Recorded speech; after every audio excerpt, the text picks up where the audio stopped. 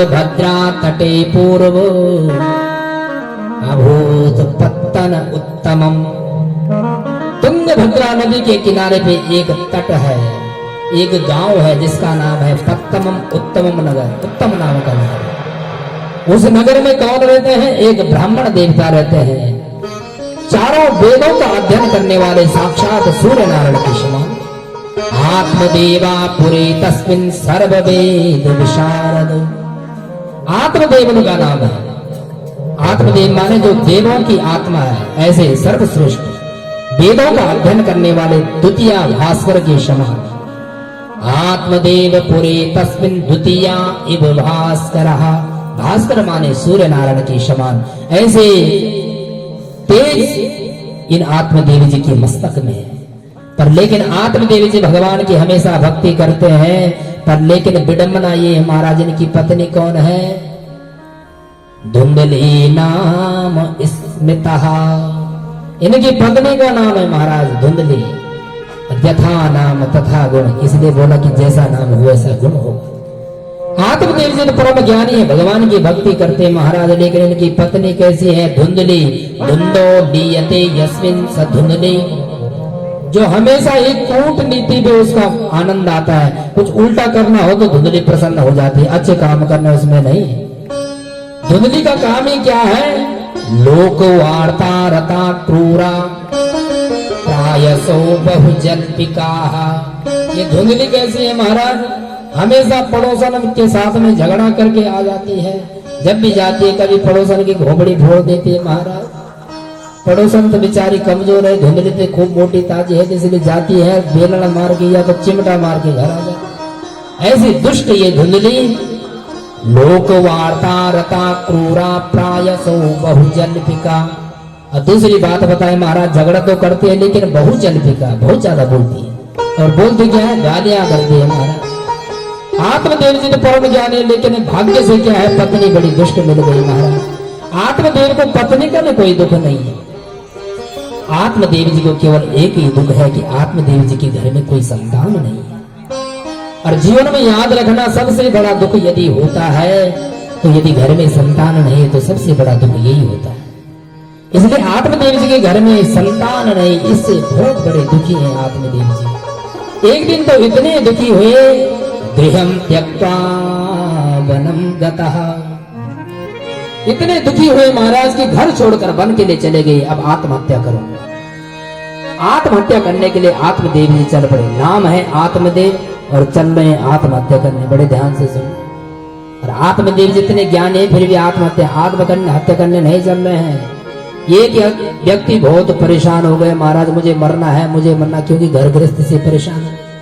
अब जैसे मरने के लिए गया महाराज, कहां मरूं? उसने सोचा कि चलते हैं ट्रेन की पटरी पे मरूंगा। अब जैसे मरने के लिए गया महाराज तो टिफिन पे रोटी और सब्जी साथ में ले गया। जैसे रोटी और सब्जी साथ में ले गए, ट्रेन की पटरी में बैठ गया महाराज। एक व्यक्ति आया, महाराज क्यों बैठो, ट्रेन आ जाएगी, मर जाएगा। उसने कहा मैं तो आत्महत्या करने के लिए बैठा हूं। उस व्यक्ति ने कहा आत्महत्या करने के लिए बैठा है, अरे टिफिन में क्या ला रखा है? उस व्यक्ति ने कहा महाराज ट्रेन आएगी कि नहीं आएगी तब तक तो मैं भूखा ही मर जाऊंगा महाराज, इसलिए तो मैं टिफिन लेके आया था। मतलब संसार में कोई भी व्यक्ति मरना नहीं चाहता। भले आत्महत्या करने जा रखा है लेकिन उसे मालूम है कि पहले ही मैं भूख से न मर जाऊं, ट्रेन आएगी कि नहीं आएगी कोई पता नहीं है। इसलिए आत्मदेव जी जानते हैं सब कुछ। आत्महत्या करने के लिए गए, लेकिन आत्महत्या करने के लिए नहीं गए, वो वन में इसलिए गए कि कोई ना कोई संत जरूर मिलेगा और वो मेरा दुख जरूर दूर करेगा, क्योंकि ब्राह्मण है ना। इसलिए आत्मदेव जी चले और एक वहां से जल की धारा बह रही थी, उसके किनारे पे बैठ के जोर जोर से रोने लगे। जोर जोर से जैसे रोने लग गए महाराज, उसी समय एक संत ने देखा। संत ने देखा ये ब्राह्मण देवता रो क्यों रहे हैं। तुरंत संत दौड़ते दौड़ते गए। कथम रोदिसि विप्रत्वम काते चिंता बलीयसी। हे ब्राह्मण देवता कौन सा दुख है तुम्हें, इतना क्यों रो रहे हो महाराज, ऐसा कौन सा दुख है तुम्हारे जीवन में? ब्राह्मण देवता तुरंत संत के चरणों में गिर गए महाराज। किम ब्रवीमिरिसे दुखम पूर्व पापे न संचितम। हे संत भगवान, मैं अपने दुख का कारण क्या बताऊं? मैंने पूर्व जन्म में पता नहीं कौन कौन से पाप किए जिसके कारण अब मुझे भुगतना पड़ रहा है। संत ने कहा कि महाराज कौन सा दुख है? तो ब्राह्मण ने कहा, पाल्यते या मया धेनु सोपि बंध्यत्वमाश्रये। केवल मेरे घर में संतान का दुख नहीं है, मेरे घर में एक गाय बहुत पहले से मेरे घर में, लेकिन वो भी बांझ है, उसके घर में कोई संतान नहीं, गाय का भी अब तक बच्चा नहीं हुआ। और मैं जो भी वृक्ष लाता हूँ, फल लाता हूँ, सब्जी लाता हूँ, सब सड़ जाता है।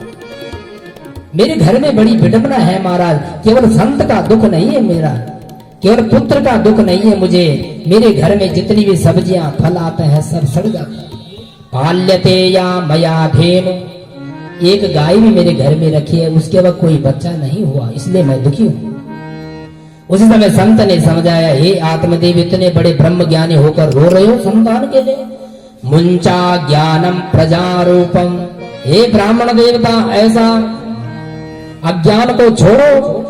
कोई संतान होने से कोई सुखी हुआ क्या आज तक? संतते सगरे दुख मवापांग पुरी तथा। सगर महाराज के 60,000 पुत्र हुए थे, क्या सगर जी को सुख मिला? 60,000 पुत्रों ने कपिल भगवान का अनादर कर दिया, जिस अनादर के कारण सभी बच्चे भस्म हो गए। क्या सगर जी को पुत्रों का सुख मिला? और वेद जो अंग जी महाराज इतने धर्मात्मा थे, उनके घर में नास्तिक पुत्र पैदा हो गया। क्या अंग को पुत्र का सुख मिला? तो फिर पुत्र के लिए तुम क्यों रो रहे हो? उसी समय आत्मदेव जी ने कहा, महाराज गिरस्तः सरसो लोके पुत्र पौत्र समन्विताः। संत ने कहा कि सन्यास जीवन बड़ा आनंददायक है, पर लेकिन यहाँ आत्मदेव जी कहते हैं गिरस्तः सरसो लोके पुत्र पौत्र समन्विताः। आत्मदेव जी कहते हैं जो सुख गृहस्थ में है ना, और विवाह होने के बाद यदि संतान है तो ये सबसे बड़ा दुख होता है महाराज। क्योंकि मैं पड़ोसी को घर में बच्चे की किलकारियां सुनता हूं तो मुझे बड़ा दुख होता है। बार बार जब जब बच्चों की आवाज सुनता हूं तो मेरे मन में क्लेश हो जाता है कि मेरे घर में भी कोई संतान होती तो वो भी किलकारियां मारता। आत्मदेव ने कहा, हे संत भगवान, आप क्या जानो बच्चे का सुख? आप तो संत हो, आपने तो विवाह तक नहीं किया, इसलिए आप उपदेश दे रहे हैं। मुझे उपदेश देने की आवश्यकता नहीं है, मैं भी ब्राह्मण हूं, मैंने वेद पढ़े महाराज, उपदेश नहीं देना है। तो संत ने कहा क्या देना है?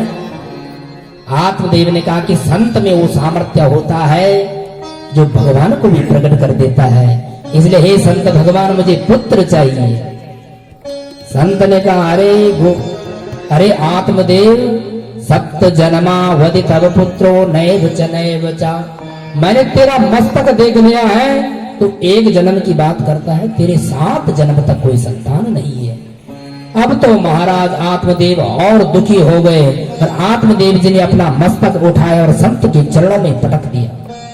संत ने कहा, अरे आत्मदेव मर जाओगे, इतने जोर से सिर को पटक रहे हो? आत्मदेव ने कहा, महाराज मरने के लिए तो आया था मैं, आपने 7 गुना और दुख बढ़ा दिया मेरा। अब तो संत को दया आ गई। संत ने कहा कि यदि मेरे चरणों के सामने ये मर गए महाराज, मुझे ब्रह्म हत्या लगेगी, इसलिए मुझे कुछ करना चाहिए। और उसी समय संत ने एक फल लिया, इदं भक्षय पत्न्या त्वां ततः पुत्र भविष्यति। इस फल को ले जाओ और अपनी पत्नी को खिला देना। संत ने कहा कि इस फल को ले जाओ और अपनी पत्नी को खिला देना, पर लेकिन आत्मदेव जी इतने प्रसन्न हो गए, ज्यादा प्रसन्न होना भी दुख का कारण बन सकता है। आत्मदेव जी से फल को लेकर इतने उछलने लग गए कि अब तो मेरे घर में भी संतान होगी, इतने प्रसन्न हो गए महाराज। एवं मुक्ता यो योगी विप्रस्तु गृहमागतः।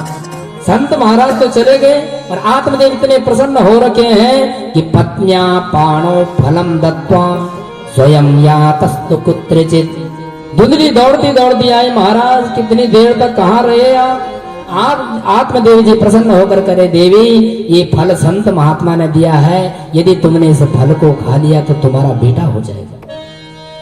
आत्मदेव तो संतों पे विश्वास रखते, लेकिन धुंधली संतों पे विश्वास नहीं रखती। धुंधली ने कहा, महाराज इस आत्मदेव का भी माथा खराब हो रखा है, पता नहीं जंगल से पता नहीं कैसा फल ला दिया, पता नहीं कैसा मंत्र होगा किसी ने, महाराज मैं मर जाऊंगी तो क्या होगा? उस समय धुंधली ने कहा महाराज कोई बात नहीं महाराज, आप जाओ और मैं इस फल को खा लूंगी, मैं नहा धो के खाऊंगी, क्योंकि मैं तो बहुत पतिव्रता स्त्री हूं, इसलिए मैं नहा धो के खाऊंगी। आत्मदेव जी ने अपनी पत्नी के हाथ में थमा दिया, चल दिया। यहाँ संत ने कहा था कि खिला देना, अपने हाथ से खिला देना, पर लेकिन आत्मदेव ने हाथ में पकड़ा दिया और चल पड़े। अब जैसे धुंधली ने विचार किया महाराज अब इस फल को खाऊं कि ना खाऊं, उसी समय एक सहेली आ गई। सहेली ने पूछा अरे धुंधली आज बड़ी दुखी दिखाई दे रही हो, क्या हुआ, ऐसे क्यों दुखी है? तो धुंधली ने कहा अरे सहेली तुझे पता है मेरे पतिदेव ने एक फल लाया है और उन्होंने कहा है यदि फल खा लिया तो बच्चा हो जाएगा, ये सही बात है क्या? सहेली ने कहा तो बड़ी खुशी की बात है, किसी संत के द्वारा फल मिला है तो जल्दी खाओ। अब तो धुंधली कुचक्र रचने लग गई। धुंधली कहती है फल भक्षेण गर्भस्यात् गर्भेणोदर वृत्तिता स्वल्प भक्षम ततो शक्तिर गृह कार्यम कथम भवे। ये धुंधली इतनी दुष्ट है ना, क्या सोच रही है महाराज? यदि प्रत्येक माँ ये सोचते तो हम लोग यहाँ कहाँ से होते? पर लेकिन धुंधली क्या सोच रही है? फल भक्षेण गर्भस्यात्, यदि मैंने ये फल खा लिया महाराज तो मेरा बच्चा ठहर जाएगा, और गर्भेणोदर वृद्धिता, और यदि गर्भ ठहर गया तो मेरा पेट बड़ा हो जाएगा, और यदि मेरा पेट बड़ा हो जाएगा महाराज तो मेरी साथ वाले जितनी सही होंगे तो खूब ठुमका लगाएंगी, और मैं कैसे लगाऊंगी, मेरे तो इतना बड़ा पेट होगा मेरे से नाचा नहीं जाएगा। धुंधली ने कहा कि नहीं मुझे नहीं खाना फल, मेरा पेट बड़ा हो जाएगा फिर क्या होगा? फल भक्षेण गर्भस्यात् गर्भेणोदर वृत्तिता। फिर कहती है स्वल्प भक्षम, यदि मेरे पेट में बच्चा आएगा तो स्वल्प भक्षम, मेरा खाना कम हो जाएगा, और यदि खाना कम हो जाएगा ततो अल्प शक्ति, मेरी शक्ति कम हो जाएगी, मेरी ताकत खत्म हो जाएगी, और पड़ोसन के साथ में मेरा झगड़ा होगा तो मेरे तो कान ही उखाड़ देगी, मैं तो जीत ही नहीं पाऊंगी, इसलिए मेरी शक्ति कम हो जाएगी। वो श्रीमद् भागवत महापुराण की। तो स्वल्प भक्षम ततो शक्तिर गृह कार्यम कथम भवे।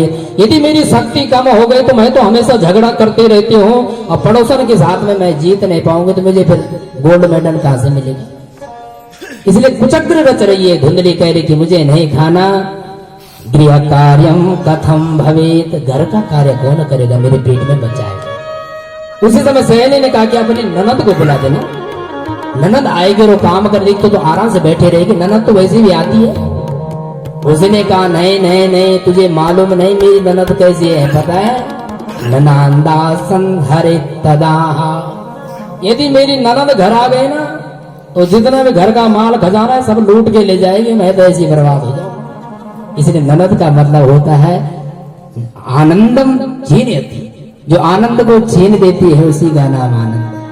और जबकि ऐसा नहीं है, नंद यति जो आनंद देती है भाभी को उसी का नाम तो ननद है। लोगों ने गलत अर्थ कर दिया।